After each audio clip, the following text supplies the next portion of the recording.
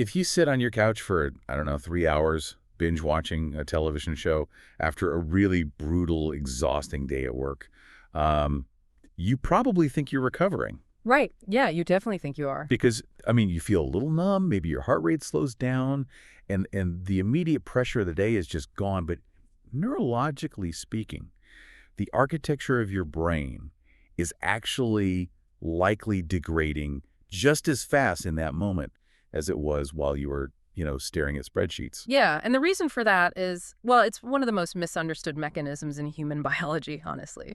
We tend to treat our nervous systems like light switches. Like, just flip it off and we're good. Exactly. We assume that if we start actively producing or working, we just automatically switch over to recovering. But the neurological reality outlined in our sources today is that distraction is not the same thing as cellular repair. It's completely different.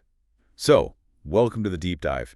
Today we are looking into cognitive wellness and the architecture of stress recovery. We're looking at a pretty thick stack of research on modern well-being, and the core premise is just fascinating. It really is. It suggests that what many of us are experiencing right now isn't just stress, because stress is a normal evolutionary function. What we're experiencing is this plateau of prolonged stress without adequate physiological recovery. Yeah, the recovery piece is completely missing. Right. So our mission today is to explore the biological mechanisms of fatigue and why genuine recovery has become, well, a really urgent conversation in modern well-being. Okay, let's unpack this. I want to start by looking at the baseline of modern life. That's a good place to start. Because the sources detail this staggering list of demands, endless emails, push notifications, emotional labor, caregiving, global information overload. But human beings have always faced intense stress. I mean, famine, predators, harsh winters. Right, survival stress. Exactly. So why is an overflowing inbox suddenly causing such profound biological degradation? Well, to understand the difference, we really have to look at the mechanics of the human stress response. Evolutionarily, our sympathetic nervous system, that's the network responsible for the fight or flight response. Right, the adrenaline rush. Yeah, exactly. It was designed for acute short-term activation. So you encounter a predator, your body floods with cortisol and adrenaline, your heart rate spikes, and, well, you either escape or you don't. Right. But crucially, after that threat passes, the parasympathetic nervous system takes over to downregulate the body. It's supposed to be a landscape of peaks and valleys. So the stress spikes, and then it completely drops off. You get that valley. Exactly. But the modern baseline has basically eliminated the valleys. Yeah. The stressors we face today, I mean, financial anxiety, the ping of a late-night work message, doom scrolling through global news. Oh, the doom scrolling is so real. Right. And those things rarely trigger a life or death physical reaction, but they trigger a low-grade, constant release of those exact same stress hormones. So we are living on this high-altitude plateau of demand. Wow. The term for this in the literature is allostatic load. It refers to the cumulative wear and tear on biological systems when they're subjected to chronic stress. Allostatic load. Okay, let me test an analogy here to see if I'm understanding the physical toll of this. Mm-hmm. We often hear the comparison of the human brain to a smartphone battery, right? Sure. Like we have too many background apps open, so the battery just drains faster. But reading through the research, that feels a little too passive to me. It is, yeah. It feels more like a municipal water system during a severe weeks-long flood. The pipes aren't just busy transferring water. The sheer relentless pressure is physically degrading the structural integrity of the pipes themselves. Oh, that's a great way to put it. Right. Like if you don't completely shut off the water to relieve the pressure, the system eventually bursts. So, I mean, are we confusing the psychological feeling of just being busy with the physical reality of our neural pathways actively degrading? What's fascinating here is that that is a much more accurate model. A battery simply empties and refills without sustaining damage, you know? But a pressurized pipe under constant strain sustains structural microtears. Wow, yeah. Yes, we routinely confuse a busy schedule with nervous system strain. Being busy is, it's a logistical state. Nervous system strain is a state of physiological depletion. They're completely different things. Completely. When your brain is constantly bathed in cortisol, it actually alters your cognitive architecture. The amygdala, which processes fear and threat, becomes hyperreactive. So we're just on edge all the time. Right, constantly bracing. And meanwhile, the prefrontal cortex, which is responsible for executive function, deep focus, and, emotional regulation, that actually begins to atrophy. Wait, atrophy? Like it shrinks? Yeah. You literally lose the neurological hardware required to think clearly, to be creative, or to remain present. Which fundamentally changes how we need to look at fixing the problem. Because if my neural pathways are physically altering under constant pressure, then my usual method of dealing with a hard week, pouring a glass of wine and watching a sitcom. Yeah, the standard go-to. Right. But that isn't actually reversing that physical change, is it? I'm just distracting myself from the sensation of the pressure. And that is the crucial distinction between stress relief and genuine stress recovery. This is arguably the most critical insight from the source material today. We use those terms interchangeably in modern culture, but biologically they are entirely distinct processes. Okay, so define relief for me, biologically. Stress relief is about providing short-term comfort. It's an analgesic. It temporarily numbs the amygdala so you don't feel the immediate discomfort of the stressor. Right, so scrolling through social media for 45 minutes to numb out, that's relief. The pressure is just temporarily masked. But the sources define genuine recovery as the actual restoration of emotional, cognitive, physical, and nervous system capacity over time. Yes, actual restoration. So if relief is just a painkiller, what is the actual biological mechanism of recovery? Like what is happening in the brain when we truly recover? Well, one of the most tangible examples is what happens during restorative deep sleep. During the day, as your neurons fire and process all those emails and notifications, they produce metabolic waste. Like exhaust from a car engine. Exactly like exhaust. And one of these byproducts is a neurotransmitter called adenosine, which builds up and causes sleep pressure. Genuine recovery involves a physical clearing of this waste. So how does the brain clear it? When you enter deep, slow-wave sleep, a system in the brain called the glymphatic system activates. Cerebrospinal fluid actually washes through the brain tissue, Wow. flushing out the neurotoxins and metabolic waste that accumulated during your waking hours. Wow, it's literally a biological wash cycle. It is a literal wash cycle. But here's the catch. That glymphatic clearance only happens under very specific physiological conditions. It requires uninterrupted, deep sleep. Which is hard to get when you're stressed. Exactly. If your nervous system is highly elevated from chronic allostatic load-like, if you are answering stressful emails right up until you closed your eyes, your body won't drop into those deep restorative phases of sleep. So you're asleep, but you're not watching the brain. Right. You might be unconscious for 8 hours, but the wash cycle never turns on. You wake up with yesterday's metabolic waste still sitting in your cognitive pathways. That explains so much about cognitive fatigue. I mean, you can sleep 8 hours and still feel like you're walking through wet cement the next morning. Absolutely. Because you didn't recover, you just paused. But sleep is only one part of the recovery equation, right? The sources list several other supportive practices. I'm looking at things like emotional processing, setting firm boundaries, mindfulness, movement, quiet, slower rhythms, and reduced overstimulation. It's a comprehensive list. It is, but I've got to admit, looking at this list, it actually stresses me out. Really? How so? Well, we live in this optimization-obsessed culture. Everything is a metric to be tracked, a hack to be perfected. So when I see a list that tells me I need to sleep perfectly, process my emotions, set boundaries, be mindful, and move my body, my immediate reaction is, great, now I have 10 more demanding tasks I need to accomplish just to recover. Yeah, you've turned it into a project. Exactly. It turns recovery into a to-do list. Yeah. And I'm especially confused by the text here, specifically where it says reduced overstimulation is an active form of recovery. Okay. How is doing nothing active? If I'm physically sitting still in a quiet room, my body isn't doing anything. If we connect this to the bigger picture, it feels like a paradox, but it makes perfect sense when we look at the brain's default mode network, or DMN. The default mode network. Okay. Yeah. When you're focused on a task, writing an email, listening to a podcast, navigating traffic, your brain utilizes the task-positive network.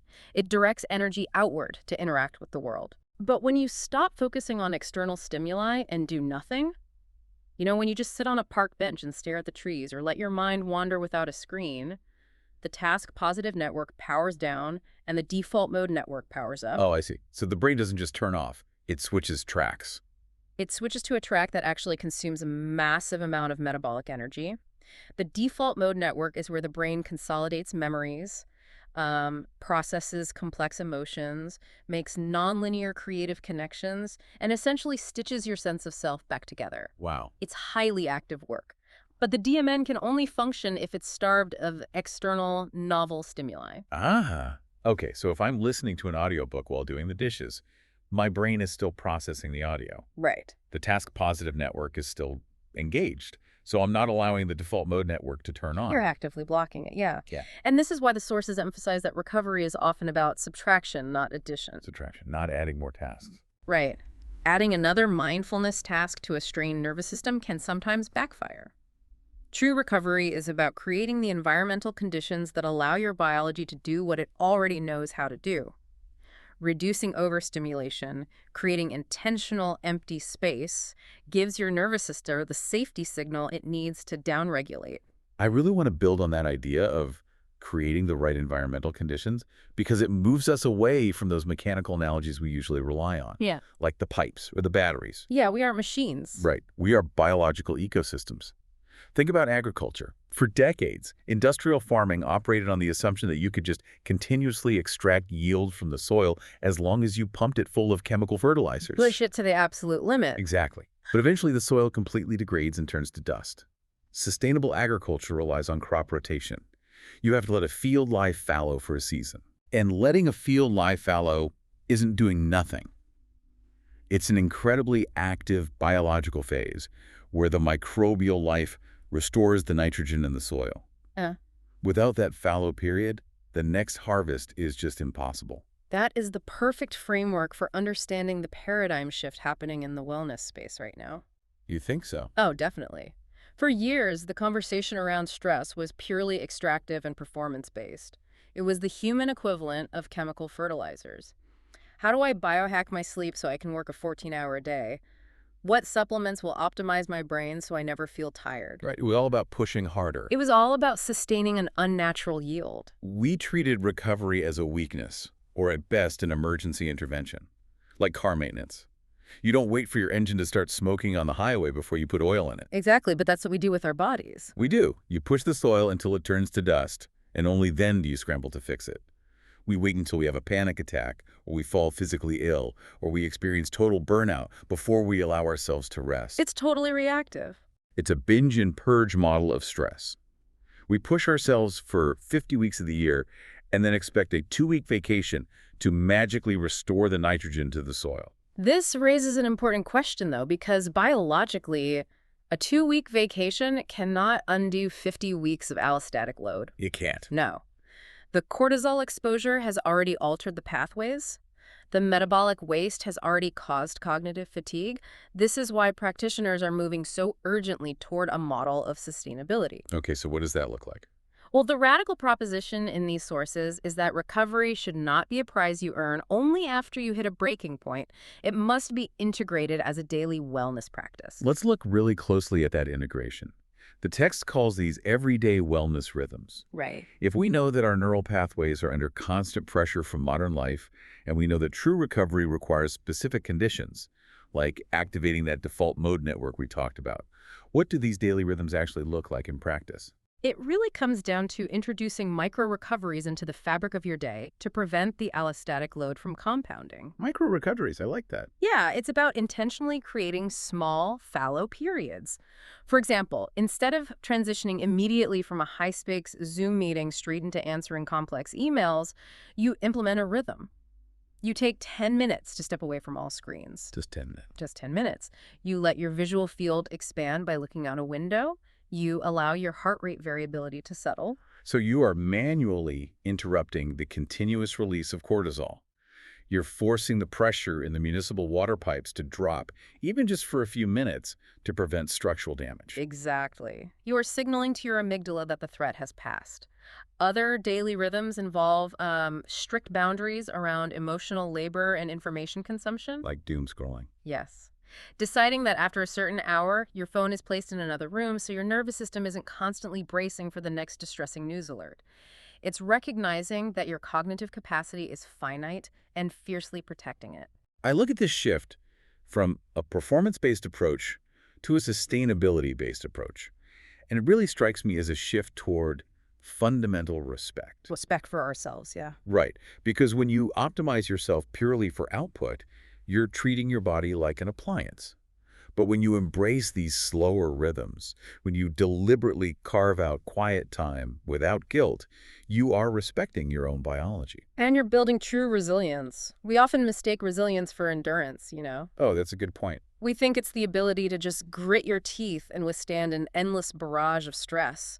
But endurance is brittle. True resilience is elastic. Elastic, meaning it bounces back. Exactly. It's having the internal systems and the daily habits in place to recover from the stress you naturally encounter and returning to your baseline quickly and efficiently. Which ultimately protects your cognitive clarity. Engaging in genuine recovery isn't just about feeling a little less tense in your shoulders. Not at all. It's about preserving the neurological hardware required to make sound decisions, to engage deeply with the people you love, and to experience the world without that heavy ambient fog of chronic fatigue. And that is the definition of whole person well-being. It isn't about avoiding stress entirely, which is impossible anyway. Right, life is stressful. It's about ensuring that you have the internal resources to process that stress, rather than allowing it to dismantle your capacity over time. This has been a deeply clarifying exploration of the research. As we wrap up, I want to distill this down for you, the listener. It's a lot to take in. It is. We've covered the biology of stress, the mechanisms of waste clearance in the brain, and the vital difference between just numbing out and genuinely restoring your capacity. The reality is that the modern world will continue to be loud, demanding, and relentless. It's not slowing down. No, the pressure in the pipes isn't going to magically disappear. But chronic cognitive depletion does not have to be your default state. True recovery, creating fallow time for your mind to repair itself, is not a luxury. It is a biological necessity. And moving away from constant optimization and toward a sustainable ecology of the mind, well, it requires a deliberate change in behavior. It requires understanding that in a culture that relentlessly demands more, having the discipline to do less is an act of profound self-preservation. I want to leave you with a final thought to consider as you move through the rest of your week. We are a society obsessed with data. We track our daily steps, we monitor our heart rates, we count our calories, and our phones provide us with detailed weekly reports of our screen time. We'll measure everything. We really do. But imagine if you had a dashboard that tracked your daily recovery time. Time spent completely disconnected from stimuli, allowing your default mode network to process and repair. If you were to look at that data right now, what would it reveal about why you feel the way you do at the end of a long day? That's a powerful question. Thank you for taking the time to explore this research with us. Protect your fallow time, and we'll catch you on the next deep dive.